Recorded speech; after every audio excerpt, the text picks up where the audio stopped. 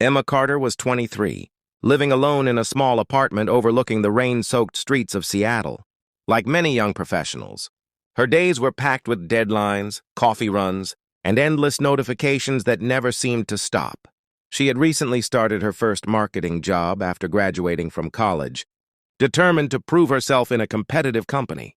Every morning she promised herself she would call her grandmother, Margaret, who lived nearly 2,000 miles away in a quiet Ohio town. Every evening she was simply too tired, convincing herself there would always be tomorrow. Her grandmother never complained. Instead, every Sunday afternoon, Margaret left cheerful voicemails filled with warmth.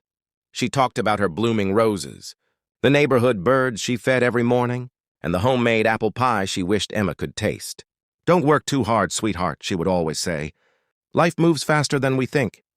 Emma smiled whenever she heard those messages, but she rarely called back immediately. One stormy Thursday evening, the city was wrapped in gray clouds. Rain tapped softly against Emma's apartment windows while she sat surrounded by notebooks and her glowing laptop, preparing a presentation that could earn her a promotion. Her phone buzzed once. Unknown number. She ignored it. A minute later, it rang again. Still busy adjusting slides, she silenced the call. 5 minutes later, it rang a third time. "This can wait," she whispered, placing the phone face down. Hours passed. Exhausted, Emma finally collapsed into bed without checking her missed calls.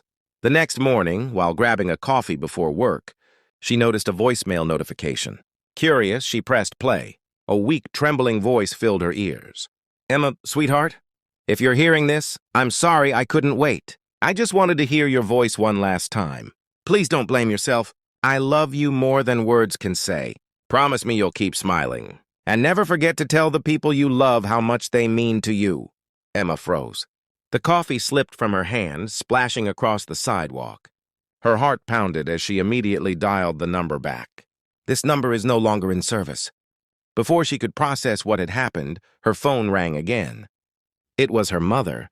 Barely holding back tears, she whispered, "Emma, Grandma passed away early this morning." Before she closed her eyes, she asked the nurse to leave you one last voicemail. The world around Emma seemed to stop. Cars continued driving. People hurried to work. The city remained alive. But for Emma, everything had changed between one unanswered call and one message she would spend the rest of her life listening to.